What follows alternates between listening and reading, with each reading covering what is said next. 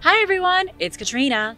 Have you ever wondered what secrets the CIA might be hiding? Today we are diving deep into a trove of recently declassified documents that could rewrite history as we know it. Let me tell you, some of this stuff is straight out of a spy movie. We are talking Cold War shenanigans, bizarre experiments, and even a few UFO sightings, so get ready. The civilization on Mars. We are very close to sending humans to Mars. NASA and SpaceX are shooting for about 10 years from now. But while we wait, we can take a look at some declassified CIA documents that show they saw an ancient civilization on Mars. What you're about to hear is all information from declassified documents obtained through the Freedom of Information Act from the Central Intelligence Agency. But what does this really mean, and why has it remained a secret? According to these unsealed documents, the CIA used a remote viewer to look at what was on the surface of Mars a million years ago. A remote viewer might sound a little confusing. A remote viewer is not a telescope or a satellite or some sort of advanced technology. A remote viewer is a person tasked with describing locations and events they couldn't physically see, like a psychic. Remember, this was during the Cold War, when the CIA was investigating all kinds of methods to gather intelligence, and there were a lot of strange mind experiments going on. The US and the Soviet Union were going at it, and there were concerns the Soviets were ahead in psychic research, prompting the US government to invest in programs like Project Stargate. This secret project was founded by the Defense Intelligence Agency. They even had a psychic headhunter named Lieutenant Frederick Holmes Atwater. Together, the CIA and the DIA collected people with psychic abilities from across the country. These psychics were then trained so that they might enhance their power. It sounds like science fiction, but sometimes those lines get blurred. Project Stargate focused on remote viewing research, but the information was hidden from public view, leading to a lot of conspiracy theories. A remote viewer in 1984 was asked to focus on Mars. The document, titled Mars Exploration, May 22, 1984, details a session where a remote viewer was asked to focus on specific coordinates on Mars at a time period approximately 1 million years BC. I can't tell you the remote viewer's name because it's been redacted from the documents. The only part that isn't redacted is the transcript of what the person witnessed when they used their psychic powers to travel across the vacuum of space. The transcript itself was buried inside an enormous document dump, so it was found jumbled and out of context. There was no additional information on why the CIA were concerned about Mars a million years ago rather than today. This is what the remote viewer said. I got kind of an oblique view of a pyramid or pyramid form. It's very high, it's kind of sitting in a large, depressed area. I'm looking at an after effect of a major geological problem. I just keep seeing very large people. They appear thin and tall, but they're very large, wearing some kind of clothes. So apparently in these visions or remote viewing, there used to be giants on Mars wearing clothing, and they had pyramids. The remote viewer kept talking about obelisks, pyramids, storms, caverns, and strange hibernation chambers. Then the remote viewer talked about the giant beings, saying really strange things about them. For example, the remote viewer said they were dying. It was past their time and past their age. They were an ancient people hoping to find a new place to live. The remote viewer seemed to have a glimpse of a dying world on Mars and a crumbling civilization, one desperate for a way out. Could these ancient people have found a way to Earth? Could the giant aliens from Mars be our true ancestors? It's a lot to consider and kind of makes you question the entire evolution of life in our solar system. Kind of reminds me of the show The 100. Did anybody watch that? It's no wonder the CIA kept their Mars viewing under wraps for so long. UFOs and national security. The government wants to know, are we alone? But they aren't asking in the philosophical, existential sense. They want to know if there is a real threat to our national security. They demand answers. Luis Elizondo is the former director of the Advanced Aerospace Threat Identification Program, or the AATIP, ATIP, a U.S. government program created in 2007 committed to the investigation of UAPs, or unidentified aerial phenomenon. Videos taken by Navy pilots were leaked to the New York Times showing UFOs flying at high speeds. the mysterious objects remain unexplained to this day. The Pentagon and Air Force pilots confirmed the authenticity of videos that were investigated by the AATIP. They declassified the videos to clear up any misconceptions by the public, but Congress demanded a detailed report of the program's findings. This program investigated UFOs for U.S. intelligence agencies. Elizondo was asked to lead the program because of his experience in counterintelligence and security. The big question is, what is the likelihood that aerial phenomena are actually extraterrestrial spacecraft? Elizondo says there are 3 possibilities of what this could be.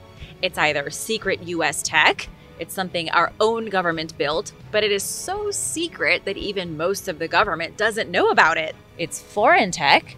Another country like China or Russia has somehow gotten way ahead of us in technology and we didn't even see it coming. Or it is something else entirely. This is the big one. It is something completely different from anything we understand. The official investigation and report concluded that it is not secret U.S. technology. For 30 years, there was a conspiracy theory that there was a top-secret program with advanced technology that was implemented, and then the government lost control over it. But that has been definitively proven not to be the case. So, it could be really advanced foreign technology. But the senior-level leadership says they are pretty confident that it is not Russian or Chinese technology for many reasons. While Elizondo and others are very careful about not using the word extraterrestrial, they believe that the data and the facts tell us that there are many options and opportunities of what this could be, but it most likely is proof of something out in the universe that we just don't understand yet.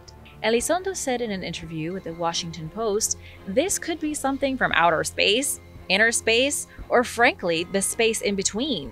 There's a lot of options out there. This could be something that is extra hyperdimensional.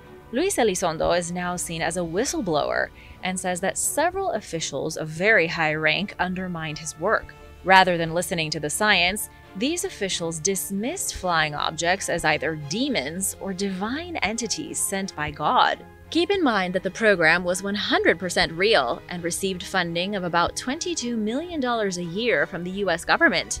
They investigated anything out of the ordinary that had to do with flying objects no one could identify. For example, the incredible encounter between an FA-18 Super Hornet fighter jet and a mysterious object with no exhaust, no wings, and no tail. The mystery object was traveling at impossible speeds against the wind. Whatever the object was, it could easily outmaneuver our best technology. For 5 years, the AATIP amassed a ton of information about similar unidentified aircraft. I'm not talking about weather balloons here.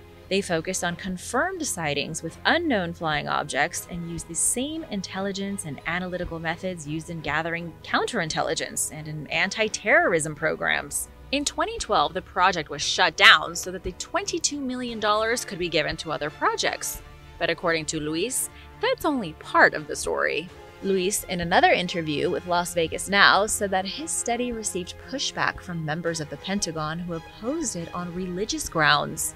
Unexplained phenomena from outer space were either demons or agents of God not to be trifled with. Former UFO investigator for the Ministry of Defense in the UK, Nick Pope, experienced the exact same thing. Nick said that while working in the UK, he encountered the same attitude. Top government officials didn't want to talk about UFOs because of their religious beliefs. It wasn't just that these top officials believed in God, so they didn't believe in aliens. They did indeed believe that the UFOs were real. Only the officials viewed UFOs as demonic entities, not aliens. They even gave biblical references to back up their beliefs, such as Ephesians 2:2, which says that Satan is the prince of the power of the air. Apparently this means that the devil is going to send his demonic minions from space. Others believe UFOs are agents of God, and so humans should leave them alone. It seems that the government got close to finding out the secrets of what might be out there, but the whole operation was shut down by extremely religious government officials. The ancient Roman cover-up. Thanks to declassified CIA satellite photographs, Roman fortresses have been found in the middle of the desert. The CIA had evidence of a forgotten part of the Roman Empire, but they sat on the evidence because the photographs were part of a spy program. These aren't just a couple of way stations in the desert built by the Romans. What archaeologists have found in the declassified photos are enormous forts. They are in such an important place that scientists will need to redraw the borders of the Roman Empire itself. Where to begin? Let's start with the CIA. The high-resolution images were taken during 2 U.S. military programs, one being the Corona Project from 1960 to 1972. The other was Project Hexagon from 1971 to 1986. The projects were named after 2 U.S. spy satellites in orbit over the ancient land of Persia, Corona and Hexagon, which is now Syria and Iraq. The fortresses in the images move in a straight line from Mosul at the edge of the Tigris River to the city of Aleppo in western Syria. What's incredible is that the forts show evidence of being occupied for hundreds of years, likely between the 2nd and 6th century AD. They were built when Rome was at its most powerful, and fell when Rome was at its weakest, most miserable end. The fortresses may have served as protection for trade caravans moving beyond the borders of Rome. They may have also facilitated communication, allowing for messages to be sent to even the furthest reaches of the empire. More than just fortresses, these ancient strongholds stood as self-reliant cities. Archaeologists identified citadels, fortified buildings, and there could be agricultural features surrounding them. This was a whole section of the Roman Empire deep in the lands of Persia that no one knew about. The one thing that might help archaeologists is if they can get their hands on more declassified material. But for that to happen, they have to wait until the CIA is in the mood to give away more of their spy photographs. Area 51 Declassified. New documents have been declassified showing exactly how badly the US government has wanted to keep Area 51 a secret. Unfortunately, though, most of the recently released papers date to the 1960s and early 1970s, so they are a little outdated, but at least it reveals more about the Cold War hide-and-seek. The CIA refuses to hand over any recent documents showing what Area 51 might be up to these days. After all, it is an active US military installation, and we don't want our enemies to know everything we're doing, do we? The unclassified documents reveal that American reconnaissance satellites photographed Area 51 as a way to see what the Soviet Union spy satellites might be able to see. In other words, the US spied on Area 51 themselves to see where the cracks were in their defenses. Only by spying on themselves could they properly prevent the USSR from spying on them. It's like hiring a hacker to get into your system on purpose. The documents also show a debate over potentially releasing a photograph that was accidentally taken of the secret facility by NASA. In 1974, NASA astronauts on board the Skylab space station took a picture of Area 51 that the CIA was extremely concerned about. In total, more than 60 declassified documents involving Area 51 were posted by the National Security Archive. But unfortunately, there was no information about captured aliens or alien ships. The documents focused primarily on the secrecy surrounding the base. There are also some mentions of developing stealth aircraft. Of course, technology has been changing a lot these days. Even without confirming that Area 51 is hiding evidence of alien beings, these documents make it very clear that the government does not want the outside world aware of what's going on. And now for a quick break, because it's shoutout time! I want to give a huge thank you to Finn Loach and Cheryl Chittenden for supporting this channel. We wouldn't be here without you. Be sure to subscribe if you haven't already for more videos like this. Soviet soldiers turned to stone by aliens. A military unit in Siberia was attacked by a UFO and the soldiers were turned to stone. A representative of the CIA referred to the attack as, and I quote, "a horrific picture of revenge on the part of extraterrestrial creatures." The document was released to the public in the year 2000 and appears to have been reported by the source in 1993. What you're about to hear comes straight from the original KGB reports, which were obtained by the CIA and revealed in declassified documents. I don't want to say that the Soviet soldiers had it coming, but they kind of brought their destruction upon themselves through their rash actions. When the soldiers saw a spaceship in the shape of a saucer flying low in the sky, they blasted it with surface-to-air missiles. They probably could have handled the situation in a dozen better ways. There was an actual alien ship hovering in the sky above the Soviet soldiers. It was low and it wasn't acting aggressively. Maybe it was thinking about making contact. Perhaps it was full of friendly aliens on vacation to Earth. Instead of waiting to see what happened, the Soviets shot the alien ship out of the sky. It hit the Earth hard, but not hard enough to kill the beings inside. The KGB report claims that 5 short humanoid creatures emerged from the crashed ship. They had large heads and large black eyes. What happened next is something even Steven Spielberg couldn't come up with. The alien beings merged together to form a single object.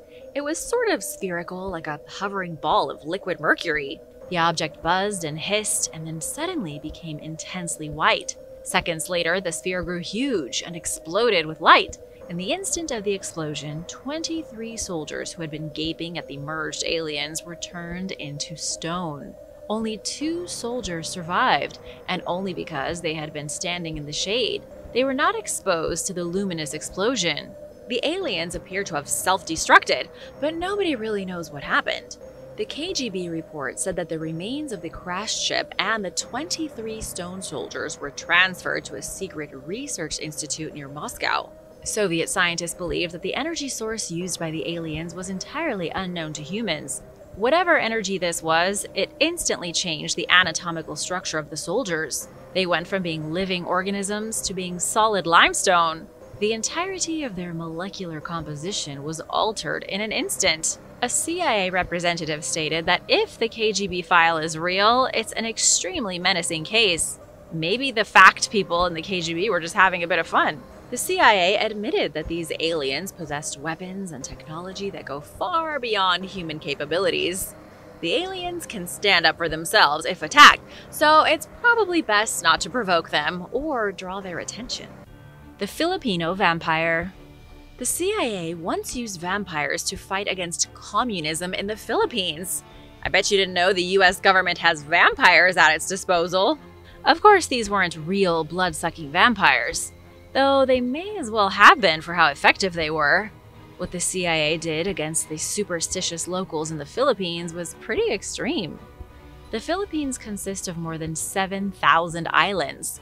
While they were conquered by the Spanish, many indigenous tribes were able to survive and maintain their beliefs hidden by thick foliage and protected by water. There are still 175 different languages spoken across the Philippines. One of the indigenous beliefs that survived into the era of communism was that of the terrifying aswang. In Philippine lore, the aswang is a type of vampire that preys on humans.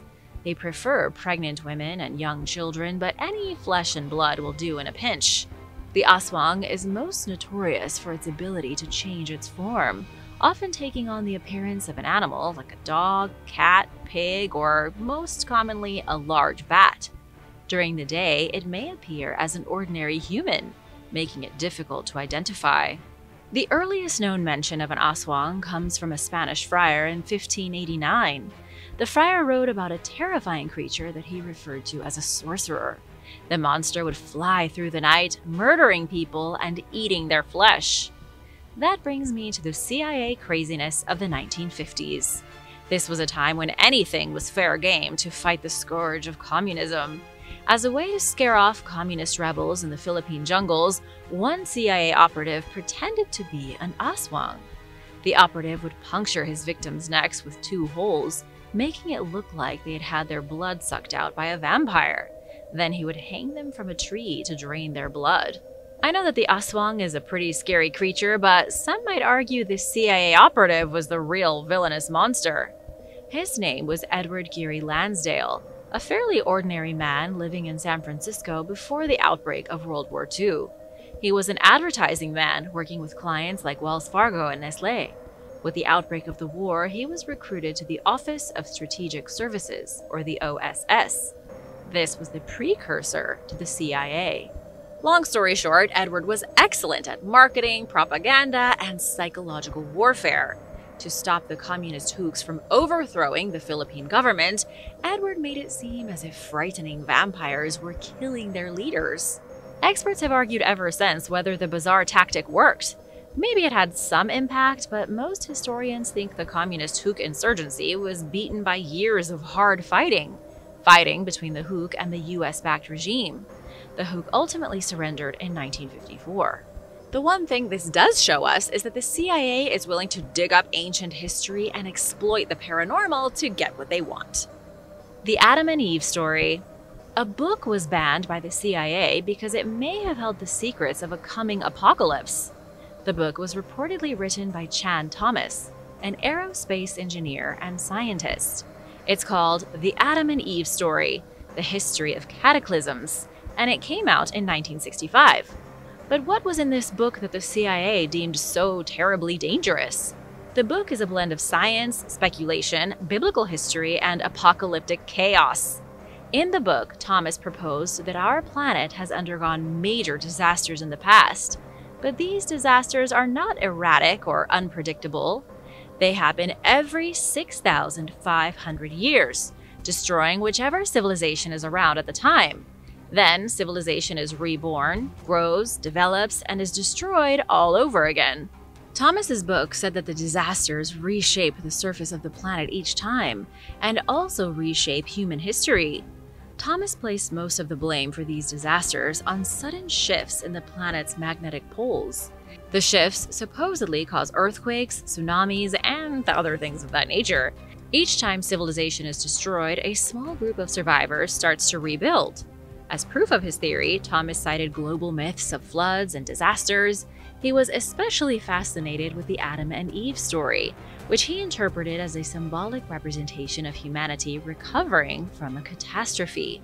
Thomas linked Adam and Eve to the destruction of the legendary city of Atlantis. Thomas thought both tales were inspired by the world's last cataclysm, which destroyed global civilizations through a biblical-sized flood.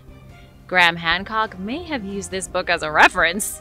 The timeline of this book doesn't fit with the archaeological record, but maybe Thomas was onto something. But there are many books like this, with theories of lost cities, sunken continents, pre-flood civilizations. So why was the CIA so concerned with this book in particular? Why did the CIA feel the need to classify this book as if it were a secret document, and then declassify a sanitized version in the 1990s? Perhaps Chan Thomas's book hit a little too close to the truth for the CIA, and they tried to bury his ideas. The reason behind the CIA's involvement with the Adam and Eve story remains a mystery to this day. The Secret Empire of Tartaria. The Tartarian Empire is a mythical empire that supposedly dominated the lands of India, Russia, and China. It extended from the Alaskan coast all the way to the far side of the Mediterranean and the edge of the Atlantic Ocean. If the myth is to be believed, the Tartarian Empire dominated the entire world. They had superior technology, their culture was more advanced than others, and they were more well-organized. The center of their civilization was in a land known as Tartary, likely centered in Siberia, but their influence stretched all the way to the New World. There's a conspiracy going on right now that claims the Tartarian Empire was responsible for building the Great Pyramids of Egypt and even the White House. The civilization existed until just a couple of decades ago. It was during World War I and World War II that Tartaria was destroyed. The bombing campaigns across Europe blasted the evidence of the civilization into oblivion. 2 world wars encompassing multiple continents was enough to erase almost the entire memory of this mysterious empire. Supporters of the existence of Tartaria also typically support the new chronology theory, which is a whole other bucket of worms. The new chronology theory argues that the events of the ancient world happened much more recently than scientists are telling us. For example, ancient Rome and ancient Egypt really occurred during the Middle Ages, only about 700 or 800 years ago. The idea behind new chronology is that time is moving much quicker than anyone realizes. History prior to the 1600s has been altered by the Vatican, the Holy Roman Empire, and the House of Romanov in Russia.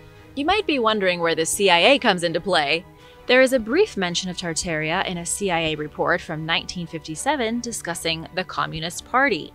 The report mentions that in 1944, the Central Committee of the Communist Party of the Soviet Union ordered a scientific revision of the history of Tartaria. That sounds ominous, but what does it mean? A quote from the CIA report reads, "Tartarian history was to be rewritten, let us be frank, to be falsified, in order to eliminate references of great Russian aggression against Tartaria. It appears the Communist Party was well aware of this ancient empire and had been pulling the strings behind the scenes to eradicate it from the history books. It also seems the CIA, and therefore the American government, might be aware of whatever weird stuff is happening behind the Iron Curtain. The Man on the Moon and his alien friends. There are only 12 people who looked at the Earth while standing on the moon. Out of those 12 people, only one of them is on record stating that aliens are real. That would be astronaut Edgar Mitchell, who once claimed that aliens prevented nuclear war between the US and Russia to keep humans from blowing themselves to smithereens. Edgar Mitchell was the man who saved the Apollo 14 mission. His 80 lines of code saved their ship as the astronauts descended from the moon in 1971. Edgar is one of the greatest astronauts who has ever lived, making him a pretty reliable source of information. He was a Navy astronaut, highly intelligent and well-trained. Edgar has ousted top military officials as hiding evidence of UFOs and alien ships. Edgar even says that top military guys have confided in him that certain organizations, like the CIA, are behind the grand alien cover-up. Since the accusations came from someone who physically stood on the moon, a lot of people believe him. When Edgar says that aliens hover over the White Sands testing range in New Mexico, people nod their heads and agree. But is Edgar telling the truth?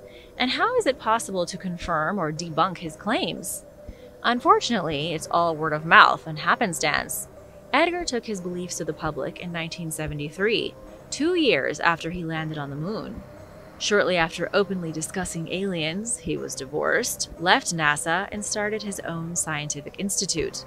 There is no documented proof that the CIA actively silenced Mitchell or tried to prevent him from sharing his views. He continued to speak publicly about his beliefs until his death in 2016 at 85 years old. The mind-bending gateway process. 1 year before the CIA hired a remote viewer to look back in time to the ancient civilization on Mars, they wrote a report known as the Gateway Experience. In this 1983 report, it was claimed that an altered state of human consciousness could transcend the barrier of space and time. Now that this report has been declassified, it's made a surprising comeback on social media. People on TikTok and YouTube are saying the Gateway Experience was all about sending good vibes into the universe. But that's not quite what the CIA was trying to do. The CIA were not all about good vibes. The CIA was all about mind control and espionage. The report, officially titled Analysis and Assessment of the Gateway Process, goes deep into the most confusing of all the sciences. Researchers touched on everything from neuroscience to quantum mechanics, tying different principles together with strands of pseudoscience. The CIA was trying to figure out how an out-of-body experience might benefit national security. What they did was create a training system designed to enhance brainwave output. There were scientists who thought that under the right conditions, a person's consciousness would be able to escape their body and move through time and space like a ghost. It was believed that this state of extra consciousness could be achieved when the brain waves from the right and left hemispheres synchronized at the same frequency. To do this, the CIA used meditation techniques. Those who were meditating listened to certain sound waves to try and synchronize their brain hemispheres. The hope was that if these psychic soldiers could be properly trained, they could leave their bodies to spy on the enemies of America. As far as anyone knows, this never happened. The CIA never figured out how to push a person's mind out of their body. But if they did have an army of psychics, that's the kind of thing that stays classified forever. The oldest secret documents. In 2011, a chapter in American history closed as the last surviving U.S. veteran of World War I passed away. Just 2 weeks later, a startling revelation emerged from the CIA archives. They declassified the oldest secret documents in their possession dating back to 1917 and 1918. These were the oldest classified papers still held by the U.S. government. While the documents didn't contain sensational revelations about aliens or futuristic technology, they did offer a fascinating glimpse into the early days of espionage. One of the most intriguing discoveries was the CIA's use of simple yet effective methods for creating invisible ink. For example, dipping a toothpick in milk and writing between the lines of a letter created a hidden message that became visible when the paper was heated. Another technique involved mixing aluminum with white garlic juice and using the resulting substance to write with a quill. When heated, the letters would appear. These methods for crafting covert messages remained classified for an astonishing 93 years. While today these techniques can be easily found online, during World War I, the ability to create invisible ink was a matter of life and death. The US government took its formula for invisible ink very seriously, recognizing its potential to provide a strategic advantage. Thanks for watching! Be sure to stay tuned for extra content you might have missed. Saddam Hussein's alien portal. In 2003, the United States invaded Iraq. There is a rumor that the invasion was launched because the military wanted to take control of a portal to an alien world. The portal was supposedly found by Saddam Hussein underneath an ancient Sumerian pyramid called a ziggurat. Michael Sala, an alleged expert on extraterrestrial politics from Australia, says the portal was used thousands of years ago by extraterrestrial beings from a faraway planet. Michael says these aliens have been interfering with human politics since the dawn of civilization. There is no evidence of this other than hearsay and speculation. But the speculation has been around for decades. The US and Britain supposedly used weapons of mass destruction as a fake pretext to topple Saddam, gain control over the region, and learn more about the alien portal. Unfortunately, we don't know if a portal was ever found, or if one was discovered, what became of it. The Sumerians had allegedly built this mysterious portal with help from the ancient race of star beings known as the Anunnaki, who were worshipped by the people of Mesopotamia around 5,000 years ago. The Giant of Kandahar. A team of U.S. Special Forces supposedly discovered a biblical giant with flaming red hair in Afghanistan. Like most of the craziest military discoveries, this one has never been proven. The Army denies it fervently, and we've never seen physical evidence of the giant they supposedly encountered. But here's the story of what happened. It was the summer of 2002 when American Special Forces soldiers were operating in Kandahar. An entire platoon was murdered by a massive giant that weighed a whopping 1,100 pounds, stood 12 feet tall, and wielded a gigantic sword. They found the giant living in a cave and caught it by surprise. It reacted violently, ripping the soldiers to shreds. The giant was then discovered by a different team who went into the Rocky Hills to locate the missing Special Forces unit. The second team was able to ambush and kill the beast. The body was then taken away by a transport aircraft and never seen again. Some have claimed the U.S. Army came across one of the last living Nephilim from the Book of Genesis, the abominable offspring of gods and human women. The KGB alien. In the 1960s, the Russian KGB allegedly went on an expedition to Egypt. While they were there, digging through old temples and ruined tombs, they came across the bones of an alien. The mission was organized through Soviet intelligence as part of something codenamed Project ISIS. The goal of this secret project was to uncover the truth behind the tomb of the visitor, meaning the tomb of the ancient alien. The Soviet intelligence agency supposedly recruited famous Russian neurologist and astrophysicist Viktor Ivanovich as their scientific advisor. The Soviets believed that the ancient Egyptians had some deep knowledge of alien technology, and that this knowledge could be learned if they could only find the right archaeological treasure. An estimated 20,000 Soviet military units descended on Egypt, along with a team of researchers from the Soviet Academy of Sciences. Their main interest was a tomb discovered hidden inside one of the Giza pyramids, a tomb that's never been announced to the public. When the Soviet scientists entered the supposed tomb, they found the mummified corpse of a creature that was clearly not from our world. They also discovered mysterious Egyptian hieroglyphs carved on the walls. When they decoded these hieroglyphs, the researchers were shocked to see they described a prophecy in which the mummified aliens' friends would soon return to the planet. The inhuman remains were dated at about 13,000 years old, which would mean the alien had been on the planet for almost 10,000 years before the pyramid was even built. There's no definitive proof that any of this happened, but the idea of aliens in ancient Egypt does match up with Egyptian mythology. In Egyptian myth, a family of gods came down from the stars to bring them wisdom and knowledge. Osiris is said to have arrived on Earth from a flying boat descended from the stars, in what we might think of as a flying saucer. Admiral Richard Byrd. Admiral Richard Byrd undertook a historic exploration of the North Pole in 1947. His is one of the strangest cases in U.S. Navy history.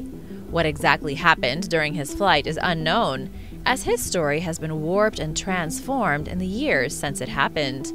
Officially, nothing strange happened at all, but unofficially, the Admiral saw something impossible. Admiral Byrd supposedly flew beyond his maps. His compass got all messed up, and he found himself no longer in a world of ice and snow. He was in a tropical environment. He saw huge beasts roaming the ground below him, and he had no idea where in the world he was. He eventually backtracked and made it back to the North Pole, but he was dazed and confused. Some have suggested that Admiral Byrd didn't fly beyond the North Pole, but accidentally entered through a gateway into the hollow Earth. The Admiral somehow accidentally found a portal to the secret landscape hiding beneath the surface. This is a place that's never been officially documented, but is supposedly home to lost civilizations and never-before-seen monsters. There are those who believe a secondary world exists underneath the surface of this one, and that the only way in is through a tunnel hidden somewhere in the North Pole or Antarctica. And now for number 6. But first, I want to give a big shout out to Kyle Schreiner and Thayton Romruin. Thanks so much for watching and supporting this channel. If you are new here, be sure to subscribe for more videos about strange history and discoveries. The Gorman Dogfight. In the early 1950s, Captain Edward J. Ruppelt investigated UFO reports from the U.S. Air Force. In his own words, the Gorman Dogfight remained one of the classic UFO sightings involving military personnel. The incident has never been given a proper explanation. Veteran World War II fighter pilot George Gorman had a 27-minute encounter with a mysterious white orb while flying above Fargo, North Dakota. In 1948, Gorman told his local newspaper that he had never seen anything like it. He also admitted that if it was anyone besides him who reported seeing such a thing, they would be denounced as a crazy lunatic. What makes the incident so legit is that Gorman was a reliable source. The encounter lasted nearly 30 minutes, and it was corroborated by other reputable sources. Gorman came upon the unidentified object at about 9 o'clock at night while flying his P-51 fighter. He got to within about 1,000 yards of it, but he couldn't really tell what it was. It only looked to be about 8 inches in diameter and was a clear white ball of light that blinked on and off and zoomed through the air with incredible speed. There was a brief chase, and the orb took Gorman up to 7,000 feet. Then it turned around and buzzed straight towards his plane. Gorman narrowly avoided a collision, and the ball of light zoomed just over top of him. Then, when things were really heating up, his plane stalled at 14,000 feet, and the bright object took off into space. Gorman wasn't the only one who saw the mysterious object either. Air traffic controllers witnessed it as well, corroborating Gorman's story. It's unclear to this day what the white ball of light was. What do you think? Let me know in the comments below. The Fall of Baghdad. In 2003, some of the greatest artifacts of the ancient world were looted and destroyed at the Iraqi National Museum in Baghdad. This museum was home to the greatest collection of Mesopotamian art dating back 5,000 years. Some of the amazing archaeological treasures here included the Warka vase, crafted from limestone in the ancient city of Uruk when the Sumerians were still inventing writing.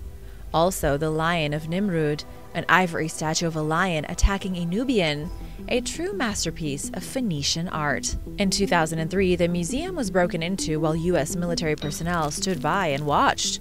Neil MacGregor, the director of the British Museum, called it the greatest catastrophe involving a major museum since World War II. Museum staff begged the Americans to take action, but there was nothing they could do as the museum was ripped to pieces. The building wasn't secured until 6 days later. Many treasures were lost, including the Warka vase, the Lion of Nimrud, a statue of King Entemena of Lagash, and even a copper figure from the reign of Akkadian king Naram Sin from 2250 BC. Some have speculated the looting may have been a cover for the U.S. Army to infiltrate the museum and steal lost relics they believed to have mystical powers. Dulce Alien Base. The town of Dulce in New Mexico doesn't look like a place where exciting things happen. It's a small town that doesn't even have a traffic light. And yet apparently, hiding underneath this sleepy desert town is an underground facility holding some of the most unbelievable wonders discovered by the U.S. military. It's believed the subterranean base at Dulce is up to 7 stories deep. It's also believed that it houses everything from human-animal hybrids to advanced technology. Some even say the Dulce base is where the military stores every piece of evidence for alien life. There are supposedly alien bodies down there, and even alien-human hybrids that the government biologically created. Stories of the base first started being told in the 1930s. Long before the alleged alien crash in Roswell, New Mexico, people thought something strange was happening in Dulce. These rumors really skyrocketed in the 1970s when New Mexico State Police Trooper Gabe Valdez documented unexplained cattle mutilations in the area. Valdez claimed he found gas masks, radar equipment, and weird glow sticks left behind with the mutilations. He also claimed to have witnessed sophisticated spacecraft hovering in the sky, and said he found a bizarre fetus inside one of the dead cows that looked like a mix between a human, a monkey, and a frog. Roswell and the Great Pyramids. If you were to ask any mainstream archaeologist or historian, they would tell you how the Great Pyramids of Giza were built as tombs. But not everyone is so convinced. One of the strangest features of the Pyramid of Khufu, the biggest of all the pyramids of Giza, is a mysterious inscription. The inscription is small, a strange symbol first described by French Egyptologist M. André Pochon in 1934. It was found carved above the original gateway of the pyramid, and no one was quite sure what it meant. To be honest, we still don't know what this symbol means, but there has been rumor that the exact same symbol engraved over the gateway of the pyramid was engraved on the debris of a UFO that crashed in Roswell, New Mexico in the 1940s. This is the infamous event that took place in July of 1947, when an unidentified flying object landed just outside the city of Roswell. When military personnel arrived to discover the fragments of the crashed ship, they found what appeared to be numbers and hieroglyphs engraved on the twisted pieces of metal. Classified photographs revealed by Jesse Marcel Jr. show the exact same symbol on the metal from the UFO as seen at the Khufu Pyramid. Jesse was the son of one of the military men who first showed up to investigate the wreckage. He claimed his father brought one of the pieces home to show Jesse and his mom, and they took photos of the artifact and kept them secret for years. But Jesse eventually released the photos, and he maintained their validity up until his death in 2013. If all of this is true, it could mean the Egyptians carved real alien symbols onto the pyramids. The return of the Anunnaki. According to a secret source at the Pentagon, the Anunnaki are returning to Earth. The old gods of Sumer are supposedly coming back to our planet, and the Pentagon is trying to figure out what to do about it. Believe it or not, there are a lot of big names and intelligent people who have come forward over the years saying the military does indeed have knowledge of aliens, or the Anunnaki, or at least something similar. Apollo veteran Edgar Mitchell, the 6th man to walk on the surface of the moon, even claimed that aliens were responsible for stopping nuclear war between America and Russia. Mitchell, who was part of the Apollo 14 mission in 1971, told Mirror Online in 2015 that the military already knew about aliens. He even claimed the aliens were watching over the White Sands facility in 1945 when the first nuclear bomb was detonated. According to Mitchell himself, he heard from multiple sources working at secret missile bases in the 20th century that they spotted UFOs frequently. They sometimes saw UFOs flying over the base, and sometimes their equipment randomly stopped working. An unidentified officer on the Pacific coast told Mitchell their missiles were even shot down by alien spacecraft hiding invisible in the atmosphere. If all of this is true, it could explain why nuclear activity stopped in the 1970s and has been relatively dormant ever since. Governments could know that even if they launch missiles, aliens will just shoot them down. But what exactly they're planning to do if the Anunnaki, or whatever the aliens want to call themselves, come back is unknown. Antarctic UFOs. On July 2nd, 1965, 18 years after the alien UFO allegedly crashed in Roswell, another UFO was discovered in Antarctica. An alien ship was seen from the Orcadas Naval Detachment in Argentina, and from 2 bases operating on Deception Island. One of these bases belonged to the Chilean Air Force, the other to the United Kingdom. All 3 countries officially reported witnessing the alien craft in the sky, but only the Chilean Air Force and the Argentine Navy released the reports to the public. The UK remained silent until very recently. Documents reported and catalogued by the British Antarctic Survey recently became publicly available, and they seem to confirm the discovery of extraterrestrial intelligence at the bottom of the world. According to the newly released documents, a colored light was witnessed from the British base. It was flickering red, green, and yellow, and it moved back and forth quickly across the sky for about 20 minutes. Even crazier is that this happened less than a month after the mass sighting at the Chilean base on June 18th. A zigzagging light which changed colors was seen in the sky for approximately 15 minutes by numerous people. No one can say for sure if this report is definitive proof of alien life. All we know is that multiple military organizations operating in Antarctica have seen strange things in the sky and reported them. What interest the aliens might have in Antarctica is anybody's guess. Thanks for watching. What do you think is the craziest thing the military has ever found? Let me know in the comments below. And remember to subscribe if you haven't already. See you next time. Bye!